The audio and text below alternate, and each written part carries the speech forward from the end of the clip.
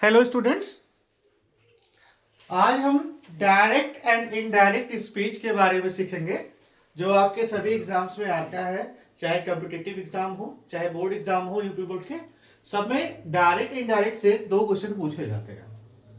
आपके टीजीटी के एग्जाम में और टीचिंग एग्जाम में हर जगह ये क्वेश्चंस आते हैं। तो आज हम सीखेंगे डायरेक्ट एंड इनडायरेक्ट स्पीच है क्या। सबसे पहले हम समझते हैं स्टूडेंट्स, डायरेक्ट स्पीच क्या है। फर्स्ट ऑफ ऑल समझते हैं कि डायरेक्ट स्पीच क्या है। अगर किसी स्पीकर की कही हुई बात को हम ज्यों का तो कह दें, जैसा जिसने बोला उसी तरीके से कह दें, तो उसे हम क्या बोलते हैं? डायरेक्ट स्पीच बोलते हैं। क्या बोलते हैं स्टूडेंट्स? डायरेक्ट स्पीच बोलते हैं। जैसे एग्जाम्पल के लिए आपको मैं एक सेंटेंस देना चाहूंगा। Ankit said I am busy. Ankit said comma inverted comma I am busy. इस सेंटेंस को ध्यान से देखिए। यह सेंटेंस जो है कॉमा इन्वर्टेड कॉमा से घिरा हुआ है। यहां पे ये क्या है? स्पीकर कौन है? अंकित है। ये जो इन्वर्टेड कॉमा से घिरा हुआ पार्ट है ना स्टूडेंट्स, इसे हम बोलते हैं रिपोर्टिंग वर्ब। क्या बोलेंगे?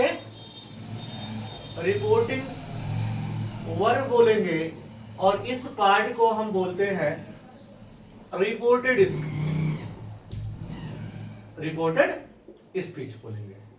अब इसी सेंटेंस को हम दूसरे तरीके से करते हैं। ये डायरेक्ट स्पीच है, जैसा इसने कहा वैसा बोल दिया। इनडायरेक्ट स्पीच अगर देखें तो इसका इनडायरेक्ट स्पीच क्या होगा? इसका इनडायरेक्ट स्पीच जो होगा ना, ये हो गया Ankit said that she was busy. Both the sentences expressing the same idea.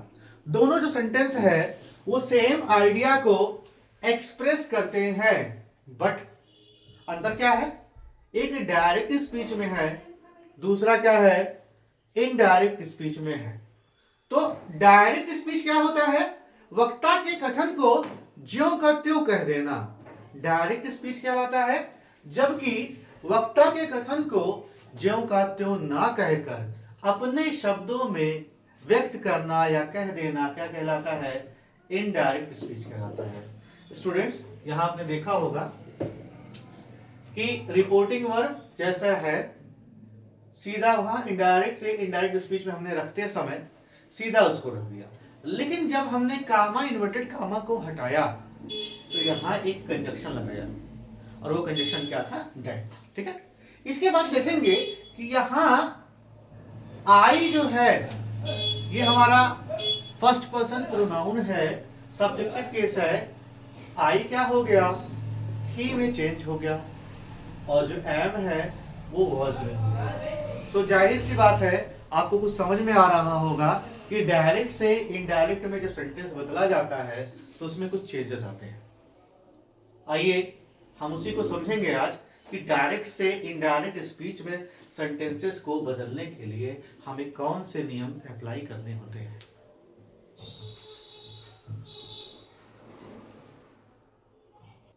So students, हम आगे बढ़ते हैं और सबसे पहले हम ये सीखेंगे कि चेंज किस प्रकार हम डायरेक्ट से इनडायरेक्ट में करेंगे।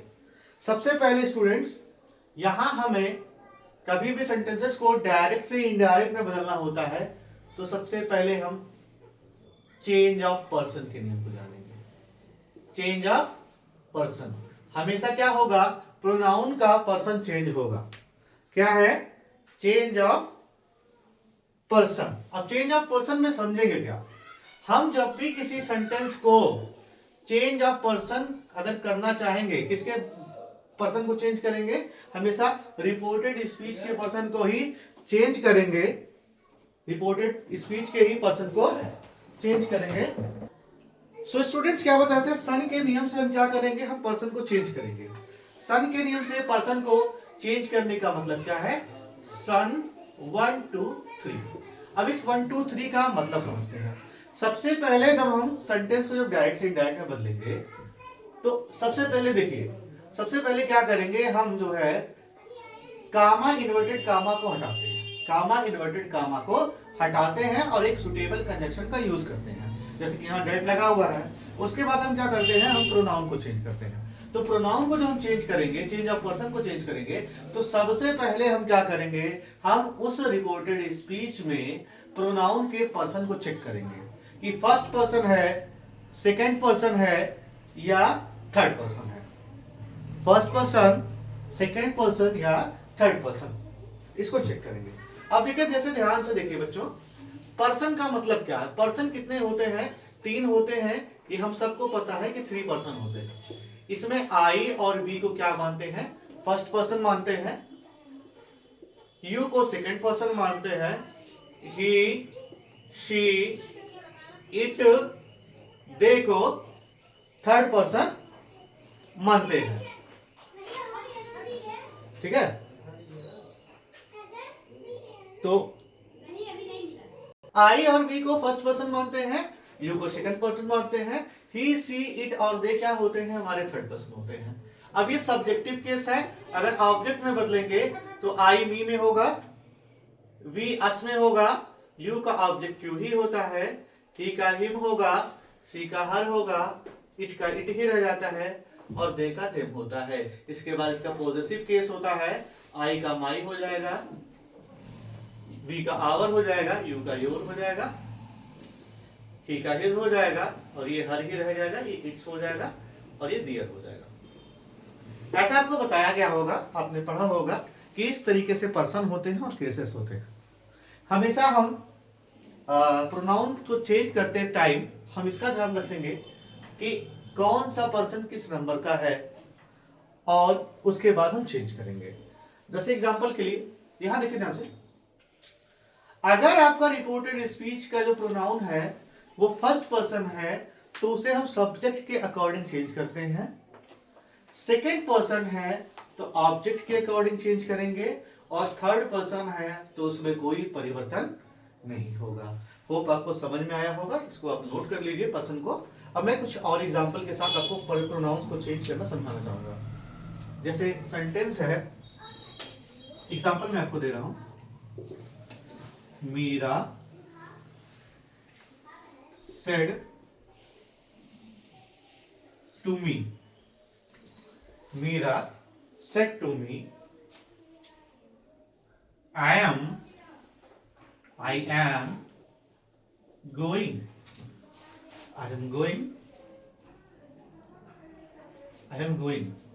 अब क्या करेंगे, देखिए जैसे सेंटेंस है, Meera said to me I am going. यहां देखिए बच्चों, ये मीरा सेड टू को टोल्ड में हमने बदल दिया। आगे बताया जाएगा कि सेड टू को क्या करते हैं, जब कभी भी होता है रिपोर्टेड वर्ब में सेड टू, तो उसको टोल्ड में बदलेंगे अगर असर्टिव सेंटेंस है, ठीक है। बाकी के नियम मैं अगले वीडियो में बताऊंगा, बस अभी आप एग्जांपल ये समझ लीजिए क्या है कि सेड टू को असर्टिव सेंटेंस में हम टोल्ड में बदलेंगे, तो क्या हो जाएगा, मीरा टोल्ड मी। अब देखिए यहाँ कामा इन्वर्टेड कामा जब हटा रहे हैं तो हम यहाँ एक कंजक्शन लगाएंगे क्योंकि सेंटेंस असर्टिव है, तो यहाँ क्या लगेगा, डैट लगेगा। अब बच्चों क्या करेंगे, आई का पर्सन चेक करेंगे, आई प्रोनाउन है, आई क्या है, फर्स्ट पर्सन है, अकॉर्डिंग टू सब्जेक्ट। देखिए ये ऑब्जेक्ट है और ये सब्जेक्ट है, सब्जेक्ट मेरा मीरा है, मीरा इज अ गर्ल, सो ये थर्ड पर्सन में कंसीडर किया जाएगा और इसके लिए हम प्रोनाउन क्या लगाएंगे, सी लगाएंगे। क्या होगा, सब्जेक्ट मेरा सी हो गया।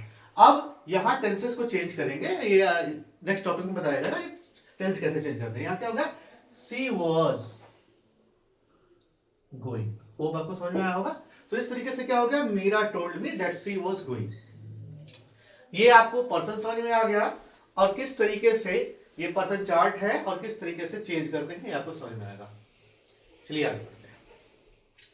तो हम जब कभी भी डायरेक्ट से इनडायरेक्ट में सेंटेंसेस को बदलेंगे तो उसके पर्सन को सन के नियम से चेंज करेंगे। दूसरा क्या है आपका टेंस संबंधी नियम, या टेंस में किस तरीके से चेंज करें, तो कह सकते हैं change of tenses, change of tense. चलिए स्टूडेंट चेंज ऑफ टेंस के बारे में समझते हैं। चेंज ऑफ टेंस का क्या मतलब है? देखिए हमेशा ध्यान दीजिएगा, जब हमारा रिपोर्टिंग वर्ब पास्ट टेंस में है, क्या है? When reporting verb is in past tense, when reporting verb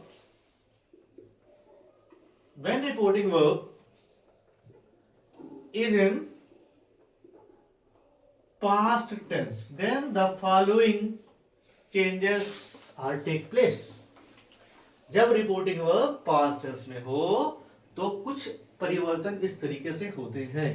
पहली चीज क्या है कि जो रिपोर्टिंग वर्ब है उस रिपोर्टिंग वर्ब में सेड टू अगर आया है असर्टिव सेंटेंस के लिए, तो सेड टू क्या होगा?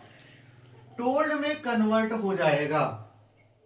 और अगर इंट्रोगेटिव सेंटेंस है तो आर्ज में चेंज होगा। बट अभी हम फिलहाल जो है असर्टिव सेंटेंसेस की बात कर रहे हैं, तो सेड टू क्या होगा? टोल्ड में चेंज हो जाएगा। लेकिन जो रिपोर्टेड स्पीच है, रिपोर्टेड स्पीच के टेंसेस में चेंज होगा। और कौन सा चेंज होगा आइए समझते हैं। अगर सेंटेंस आपका प्रेजेंट इंडेफिनिट में है तो ये आपका करस्पॉन्डिंग पास्ट में चेंज हो जाएगा। मतलब अगर प्रेजेंट है तो उसका करस्पॉन्डिंग पास्ट में कन्वर्ट हो जाता है। मतलब क्या है? प्रेजेंट इंडेफिनिट है तो पास्ट इंडेफिनिट में चेंज हो जाएगा। प्रेजेंट कंटिन्यूअस है तो पास्ट कंटिन्यूअस में चेंज हो जाएगा। अगर प्रेजेंट परफेक्ट है तो पास्ट परफेक्ट में चेंज हो जाएगा। ठीक है?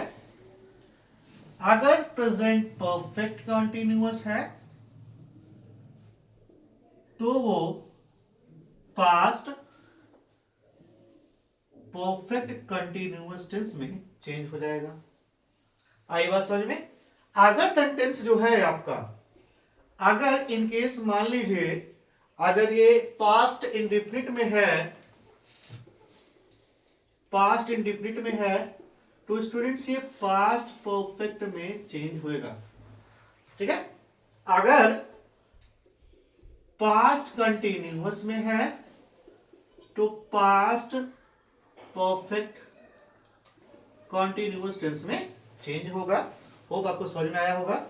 आगे बढ़ते हैं। इसके बाद कुछ और चेंजेस हैं जिन चेंजेस को आपको जानना होगा। कुछ वर्ब्स में भी चेंज होता है। अगर रिपोर्टिंग वर्ब से पास्ट टेंस में है और रिपोर्टेड स्पीच जो है फ्यूचर टेंस में है तो वहां भी चेंज होगा। और विल वुड में चेंज होगा, शैल शुड में चेंज होगा।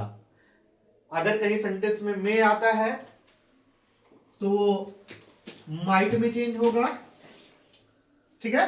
तो हम कह सकते हैं अदर चेंजेस क्या है? Other changes in verb, other changes में अगर देखें बच्चों तो ये क्या होगा?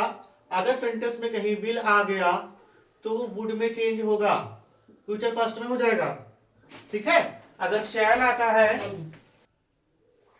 और अगर शैल आएगा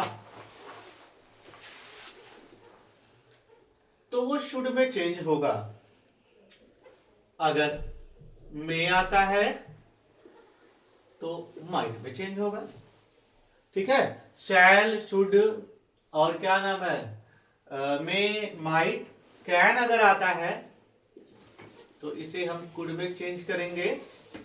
और क्या बचा students? Can, could, may, might और आई थिंक इतना सफिशियंट है जानने के लिए इसके बाद क्या है, कुछ पार्ट्स ऑफ स्पीच में भी चेंज होता है। चेंज ऑफ, पहला टॉपिक था चेंज ऑफ टेंसेस, अब तीसरा क्या है, change of parts of speech. Change of parts of speech. देखिए डायरेक्ट इनडायरेक्ट, जब डायरेक्ट से इनडायरेक्ट बनाते हैं तो हम लोग हमेशा नजदीकी को दूरी में बदलते हैं। किसमें बदलते हैं स्टूडेंट्स? नजदीकी को दूरी में बदलने का हमारा काम होता है। आ रही बात समझ में? तो यहां हम देखते हैं हम क्या करेंगे, अगर दिस होगा तो उसे हम डैट में बदलेंगे, दिस को हमेशा डैट में बदलेंगे, हियर को दियर में बदलेंगे, हेयर को दियर में बदलेंगे, और हेंस को हेंस में बदलेंगे। नाउ अगर है तो उसे हम देन में बदलेंगे, अगर टुडे है तो उसे हम डैट डे में बदलेंगे। किसमें बदलेंगे? डैट डे में बदलेंगे। टुमारो है, टुमारो, अगर टुमारो है तो उसे हम द नेक्स्ट डे में बदलेंगे। किसमें बदलेंगे स्टूडेंट्स? टुमारो को हम द नेक्स्ट डे में बदलेंगे। इसी तरीके से हम और चेंजेस करेंगे। यस्टरडे है तो द प्रीवियस डे में बदलेंगे, अगर कहीं यस्टरडे लिखा है तो द प्रीवियस डे में बदलेंगे। होप स्टूडेंट्स आपको समझ में आया होगा, और इसके अगले वीडियो में हम एक्सरसाइज करेंगे और इन नियमों पे चर्चा करते हुए हम आपको इंपॉर्टेंट क्वेश्चन बताएंगे जो अक्सर एग्जाम में पूछे जाते हैं। Thank you.